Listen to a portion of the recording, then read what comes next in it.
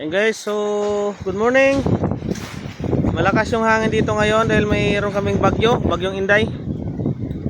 Pero kasalukuyan kami dito ngayon ay yung kasama ko dito. Ayan na po sa vlog. Tutong.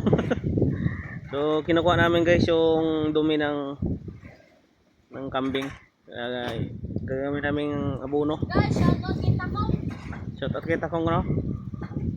Gawin namin guys abono para sa aming gulayan. Kasi sayang naman to pag nabutan ng ulan, ma-wash out. Hindi na, ayun naman duta. Kinukuha namin guys oh. Yung mga ano. Natawag guys ni. Mga muncher. Muncher ng itom. Green fish kon bibo pa. Shout out dibo, makimak na, makimak.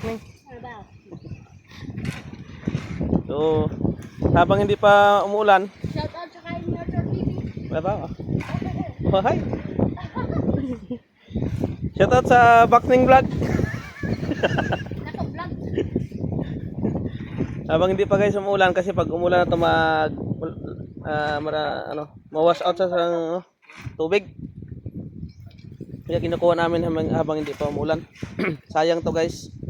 Ditong magiging organic fertilizer sa ating mga tanim future natin na gulayan. Doon sa area na yon, doon tayo maglalagay ng gulay, magtatanim I mean, para mapakinabangan natin yung lupa na nakatiwangwang, walang tanim. So imbes na damo yung tumubo, patubuan natin ng halaman, mga gulay. Sa ibang lugar binibili ito, binibenta nila. So dito sa amin ay hindi naman namin to ibibenta. Gagamitin namin pang fertilizer. Ano, madami oh, madami. Makakuha kami siguro dito ng mga 4 or 5 sako. Ayan guys oh. Wala din klase ngayon dito, yung yung high school. Mga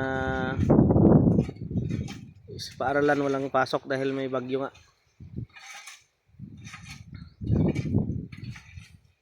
So maganda to guys na pang fertilizer.